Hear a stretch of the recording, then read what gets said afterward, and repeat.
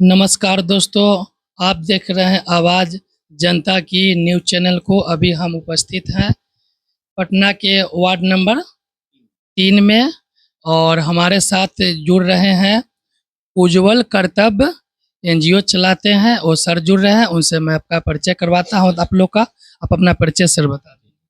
सबसे पहले तो नमस्कार। आवाज़ की जनता, आपको भी तहे दिल से शुक्रिया कि आप यहाँ पे आए, समय निकाल के अपना कीमती। ये उज्ज्वल कर्तव्य हमारा एनजीओ है जो ऑल ओवर इंडिया में काम करता है। आज वार्ड नंबर 3 में हम लोगों ने फ्री मेडिकल कैंप लगाया, क्योंकि हमें इस वार्ड नंबर 3 में बहुत दिन से कंप्लेन आ रहा था कि यहाँ पे डॉक्टर्स वगैरह टीम नहीं आ रही है या कुछ दवाई फ्री में नहीं मिल रहा है। तो हमने विज़िट किया, देखा कि इस एरिया में डॉक्टर्स की कमी है। तो फिर मेरा एक सहयोगी समाज सेवक संजय कुमार जी हैं, डॉक्टर धर्मेंद्र जी हैं, इन लोगों से आग्रह किया कि भाई अपने वार्ड में थोड़ा-सा हमको समय दीजिए कि हम इन लोगों के लिए कुछ लगाएँ। तो इन लोगों ने अपना समय निकाल के मुझे दिया और मैंने आज के दिन फ्री मेडिकल कैंप यहाँ ऑर्गेनाइज़ किया, जो सफलतापूर्वक रहा। हमारे बीच 2 डॉक्टर थे, 2 कंपाउंडर थे और आके सारा लोगों को चेक किया फ्री में। जो भी हो सकता था उनके लिए मेडिकल उपचार हमने दवाई के थ्रू, फिज़ियोथेरेपी के थ्रू या जाँच के थ्रू, जो भी पॉसिबिलिटी था हमने कोशिश किया। हमारा ये आज का प्रोग्राम सक्सेस रहा। ये एनजीओ के तहत हमने आज ये काम किया। अगर हमारा एनजीओ की बात करें तो ये एनजीओ हमारे पिछले 3 सालों से लगभग ऑल ओवर इंडिया में कई तरह के काम कर रही है। जैसे मैं कि थोड़ा यहाँ पर रुकना चाहूँगा आपको कि आज ने 3 तारीख 3 नंबर वार्ड में जो आपने शिविर लगाए, उस मतलब शिविर के कैसे-कैसे पेशेंटों को इलाज किया गया? इसमें थोड़ा-सा हमारे दर्शकों को बताएँ तो अच्छा होगा। बेसिकली हमारे बीच आज बीपी और शुगर का पेशेंट ज़्यादा था और बूढ़े लोग भी बहुत आए थे जिनका घुटना और दर्द, हड्डी में दर्द का शिकायत बहुत ज़्यादा था। कुछ लेडीज़ लोग आई थी जिनका लगता है वायरल फीवर की वजह से प्रॉब्लम थी। तो मिसलेनियस केसेस थे जिसका हमने सही से इलाज कराया। मैंने मिला-जुला केसेस का पेशेंट आए थे जिनको संपूर्ण ढंग से, सही ढंग से इलाज किया गया। जी। जी, आगे बताएँ और अपना क्या क एनजीओ की तरफ? हमारा एनजीओ बेसिकली काम कर रहा है, एक जगह स्पेसिफिक नहीं है, लेकिन कई जगह हमारा ये काम कर रहा है। जैसे कि हमने वृक्षारोपण का काम किया, क्योंकि यहाँ पॉल्यूशंस और बिहार में इस बार इंफ्रास्ट्रक्चर में इतना गर्मी है, तो हमारे टीम ने सोचा कि हम लोग कुछ वृक्ष लगा के कम से कम कुछ छोटा-सा सहयोग कर सकते हैं। तो ये प्रोजेक्ट हमने मुज़फ्फरपुर, दरभंगा वगैरह औरंगाबाद से शुरू किया है, जो पटना में भी चालू होगा। जैसे हमने पहला काम किया था मुंबई में जुहू बीच की सफाई। गंगा जी बहुत गंदे, गंगा जी वहाँ सागर बहुत गंदा था उस समय, तो हमने साफ-सफाई किए थे, बहुत एप्रिसिएशन मिला था मुंबई के लोगों के द्वारा।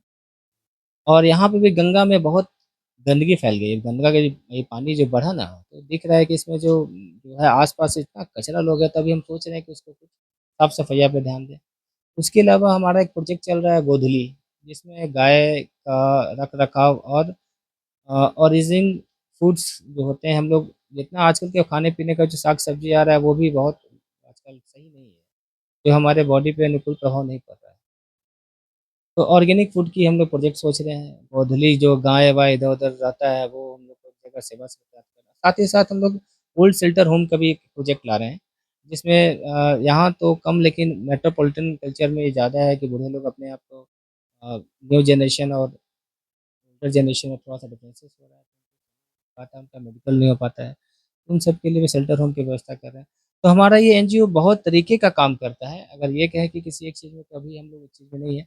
अभी नया एक प्रोजेक्ट बिहार में लॉन्च होने वाला है, स्किल प्रोजेक्ट, स्किल डेवलपमेंट के लिए। तो मेरा अभी अगला प्रोजेक्ट यहाँ स्किल डेवलपमेंट के लिए होगा, जिससे हमारा बेरोज़गारी की समस्या जो यहाँ बिहार में है, तो हम लोग चाह रहे हैं कि स्किल डेवलपमेंट से कंप्यूटर डीसीए हुआ, टैली हुआ, ये एक ट्रेंड करें और युवाओं को और बच्चों को इसमें जागरूक करके उनको रोज़गार हम लोग अवसर प्रदान करने की कोशिश कर रहे हैं। ये आने वाला हमारा नेक्स्ट प्रोजेक्ट है।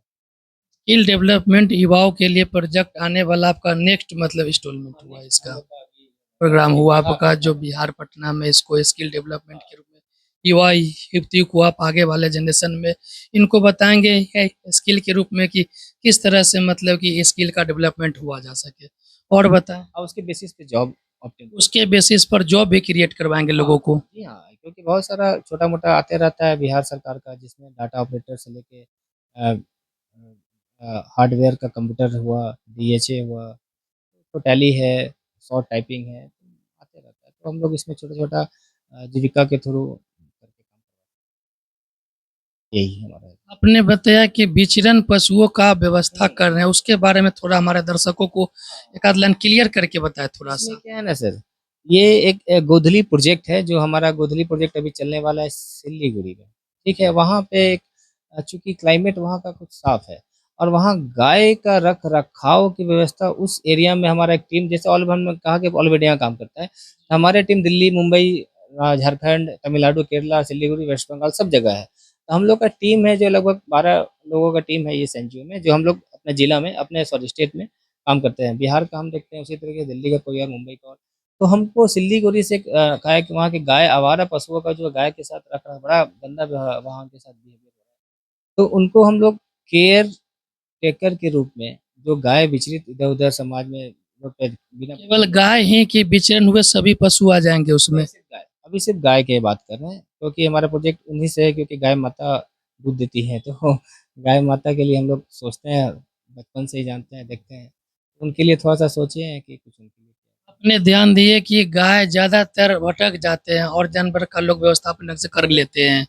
इसीलिए गाय पर फ़ोकस ज़्यादा किया गया कि आप इस हिसाब से इसको सर्विस मिल पाए सके। आप बिल्कुल सही बोल रहे हैं।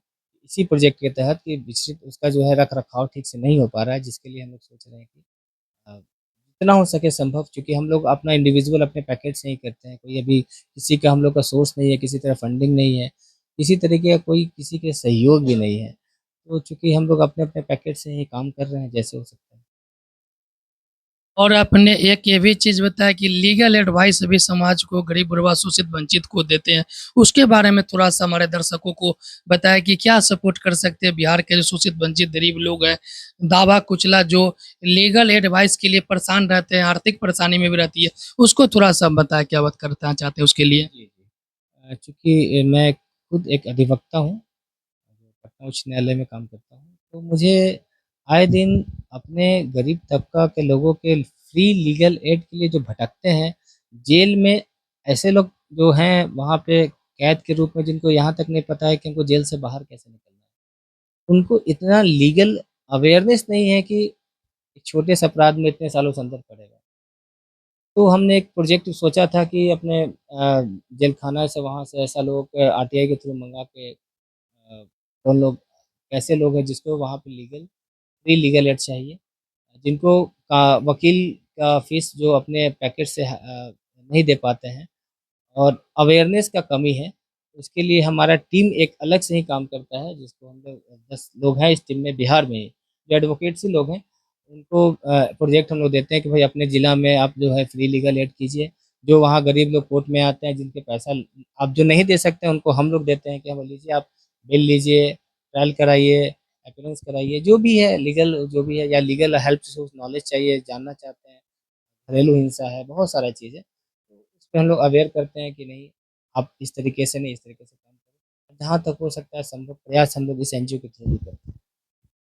एक चीज़ और हमारे दर्शकों को बताएँ कि बिहार के जनताओं को जो कुछ कामों में जैसे कोई केस मुकदमा हो जाते हैं, कुछ लोगों को गलत ढंग से फँसा दिए जाते हैं, उन लोगों के पास पैसे पेमेंट नहीं है, तो आपसे कैसे संपर्क करके आपकी एनजीओ का सहायता ले सकती हाँ, है? हाँ, हाँ।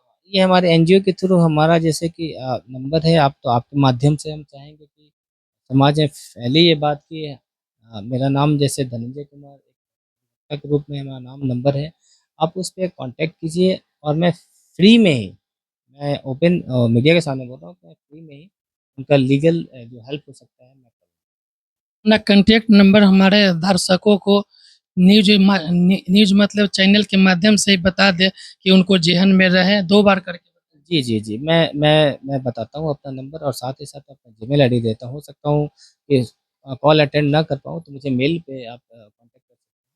मेरा जीमेल आईडी है lawyer.dhananjay@gmail.com और ये नंबर है 9708107857। मैं अगेन रिपीट करता हूँ इसको, 9708107857। इस नंबर पे ऑल ओवर बिहार में आप कहीं भी किसी भी तरीके का लीगल हेल्प चाहते हो, तो प्लीज़ कृपया कर हमें कॉन्टैक्ट करें। जहाँ तक संभव हो सकता है मैं इसको आपके लीगल प्रॉब्लम को सॉल्व करने की कोशिश करें।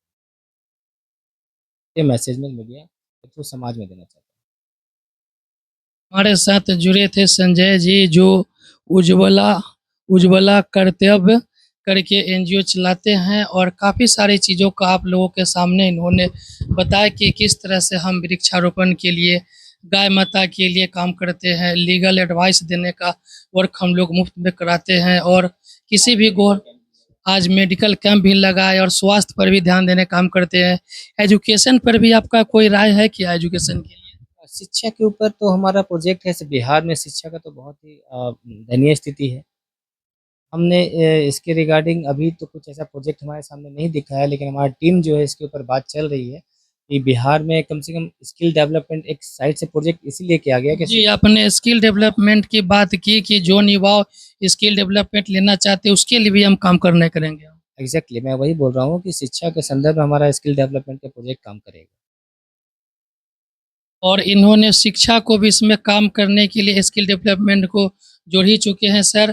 किसी भी तरह के कामों के लिए जो भी इन्होंने बताया, हमारे चैनल के माध्यम से जिन दर्शकों तक हमारी आवाज़ पहुंचेंगे, संजय भाई से संपर्क करके, धनंजय सर से संपर्क करके आप इस चीज़ों का लाभ ले सकते हैं। इसी तरह आप आवाज़ जनता की न्यूज़ चैनल के साथ जुड़े रहे, आपको पल पल का रिपोर्ट आपको देते रहेंगे। जय हिंद, जय भारत, धन्यवाद।